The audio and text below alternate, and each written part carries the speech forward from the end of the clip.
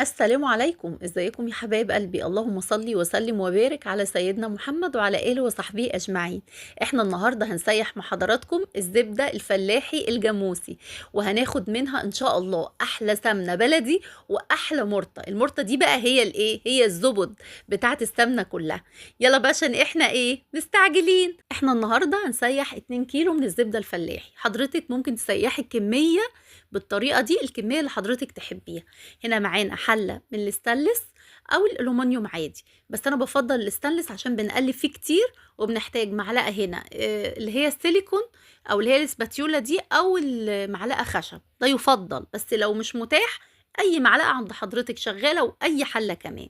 هنبتدي بقى نحط الزبده على نار عاليه، ونبتدي بقى حضرتك ما تسيبيش الحله ولا الزبده من التقليب، قلبي فيها لانها بتفور. اول ما تبتدي تفور هتبتدي بقى تهدي النار خالص. هنا هنبتدي نهدي النار. والحاجات اللي حضرتك شايفاها دي مش ريم، ده هيبقى بعد كده المرطة، اللي هي احلى حاجة في السمنة، انا بحبها بصراحة.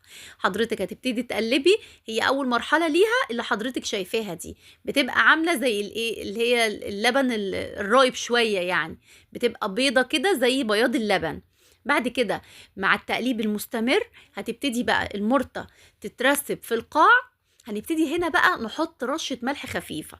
يا بنات مش زي ما انا بسمع كده معلقة ونص معلقة لكل كيلو، كل ده لأ. لان احنا السمنة دي لما او بتبقى بعد كده سمنة، بنحتاجها في حلويات، بنحتاجها في حاجات مسكرة، فما ينفعش نزود. هي رشة ملح.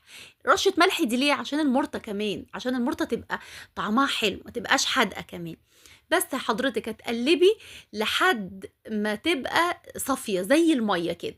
حضرتك هتبتدي بقى تشوفي جوانب الحلة هتاخد اللون الذهبي. حضرتك اول ما تشوفي الحلة بتبتدي تاخد اللون الذهبي، وتبتدي تشوفيها كده انها صافية زي المية، اطفي على طول.